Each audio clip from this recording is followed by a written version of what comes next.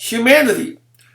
The Oxford English Dictionary defines humanity as compassion, brotherly love, fraternity, fellow feeling, philanthropy, humanness, kindness, consideration, understanding, sympathy, tolerance, leniency, mercy, mercifulness, clemency, pity, tenderness, benevolence, charity, goodness, magnanimity, and generosity.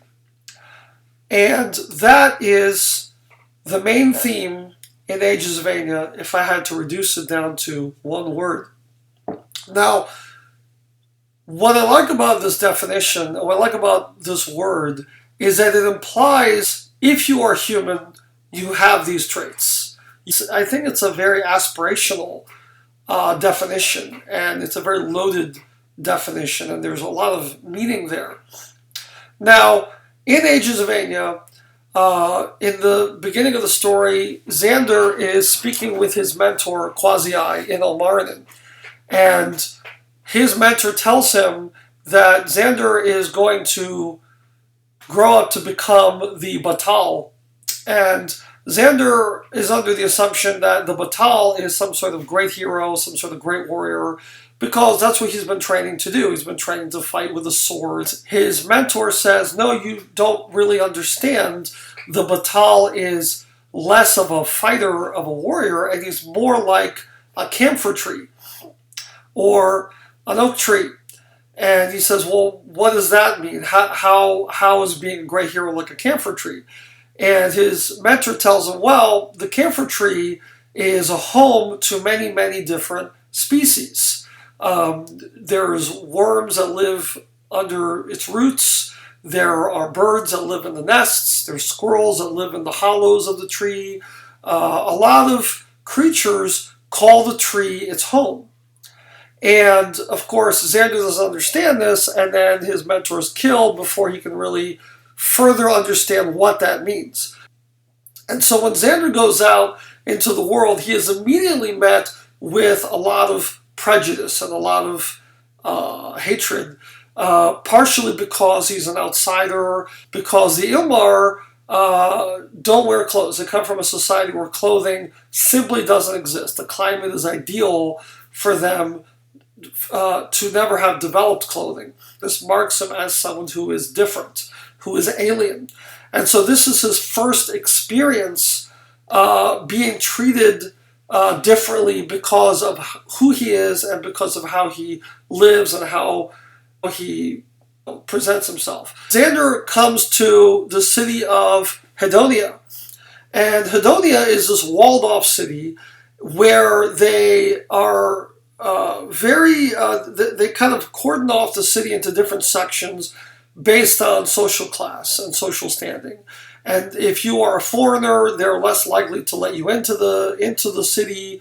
You are checked by the guards. And if you are of higher status, you are allowed into the center of the city. But there is a prophecy in a book called The Ages of Aenya, which suggests that a naked hero is going to arrive that's going to save the city from destruction.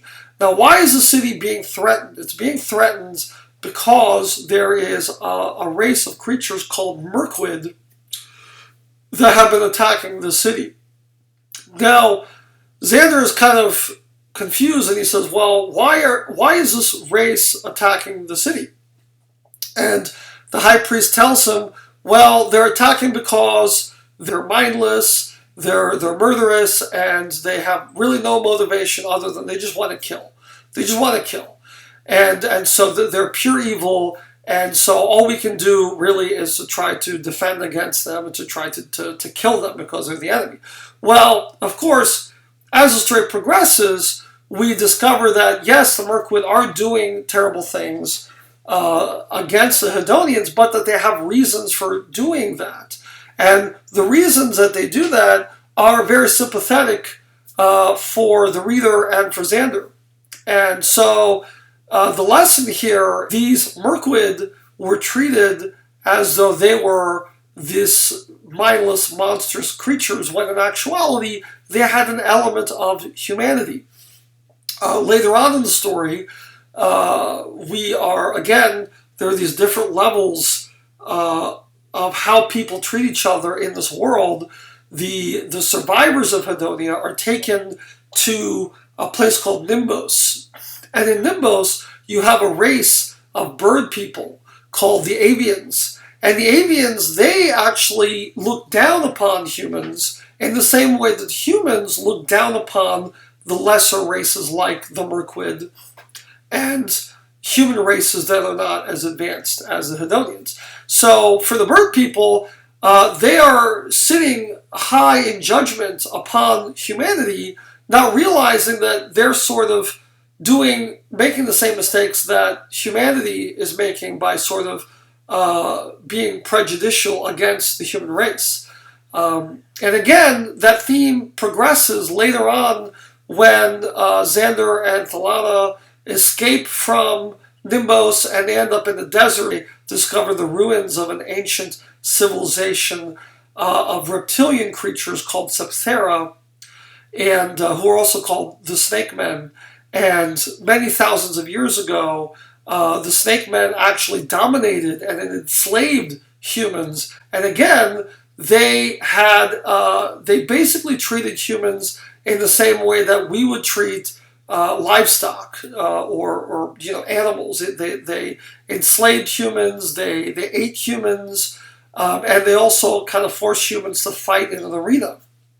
And one of the things that Xander does as the hero of the story is he proves the value of humanity by challenging and fighting one of the champions of the Septhera, one of the best fighters. And he's actually able to prove that humans have some worth. And it actually, not only does it change the way that the Septhera perceive humans, but it actually changes the way humans watching the fight perceive themselves. It gives them a sense of worth, and it makes them feel like, hey, you know what? We're not actually so worthless, and we actually have a chance to fight against the Septhera and to overthrow the Septhera. We see this theme play out in the third book, which is called Flesh and Steel. And Flesh and Steel has to do with a character named Emma. And Emma is, we start off seeing her as a young girl living in the city of Northendale, and she is neglected by everyone in her life. She's neglected by her father, and she's neglected by the adults in the city, and the children, because she's a little awkward, because she talks to herself, because she talks to ravens, and she plays with bugs and stuff. Because of this, again, she is treated as someone who is different. Even though she's from the same city as everyone else, she's treated like she's different. She's made to feel like an outsider, and she's bullied. And the only time she really discovers that she has worth is later on when she's banished from the city because she's accused of witchcraft. And she's banished from the city, and she's put into a prison cart to be sold as a slave in the southern kingdoms, which are next to the One Sea. And on the way there, the cart is overturned because her slave, the people that are going to sell her as a slave, encounter Xander and Thalana. And at first, when she sees Xander and Thalana, she immediately has this prejudicial reaction to them because she sees them as being so different from the people she grew up with. These, of course, they're not wearing clothes, so they're these two naked people, and she thinks that they must be savages, they must be wild. Discovers that actually Xander and Thalana treat her with more respect and more kindness than the people that she knows. And so very quickly she changes the way she sees the Ilmar, and just because she has time to spend with them. And also because the Ilmar and Xander and Thalana get to know her, they see the value in her. They encounter a being called Horde. Horde is an artificial body where people can transfer their consciousness into this body so that they will never die. And because this creature is so much more powerful, so much more advanced than any other being on this planet, he treats all other people humans and races as so far beneath them as to, almost like we would, worry about stepping on an ant. But the problem is that in becoming that powerful, Horde essentially loses his humanity. So sure, he's invincible, he's immortal, he can't die, but he has lost that essential connection that he has with other people. Because when you are so far above other people, you lose that connection. And that is something that Horde sort of recognizes that he has lost, which is why whenever he encounters someone, he says, state the purpose, because he has lost his sense of purpose. Essentially, Horde is so lonely and isolated in his godlike state that for him, life no longer has meaning. There's also a creature that I should mention called Grimos, and a Grimos is also a construct. But he is a more primitive form of Horde. But Grimos isn't very intelligent. He's basically like a Frankenstein-type creature. But unlike Frankenstein, Grimos is treated with respect and kindness. And so Grimos has a sense of worth because he's given that sense of worth because of the way he is treated by Xander and Thalana and Emma. We see this theme of humanity and prejudice and the way that different groups of people treat and value different people, and the significance of the way each character and civilization treats one another, and the result of that. And that really is essentially the cause of conflict and misery and war and violence and suffering, is when we forget that we all have value.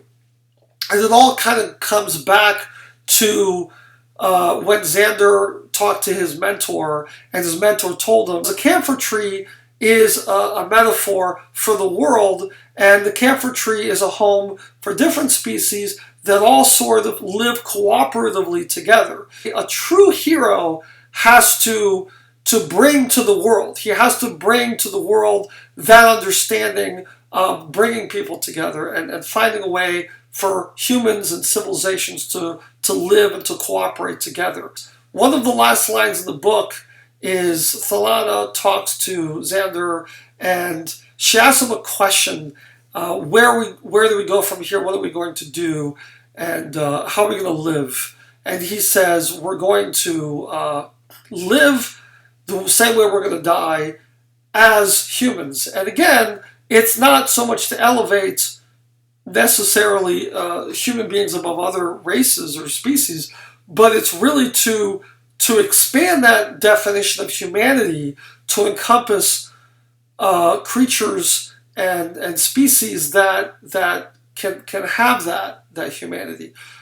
So that's pretty much the meaning of Ages of Aenya. That's the primary theme of Ages of Aenya. Of course, it's great to have a fun adventure. It's great to have, action, adventure, world building, all the stuff that people kind of look for in fantasy, which of course Ages of Aenya has plenty of that. But I also feel it's really important for a story to have a message, to have some sort of theme.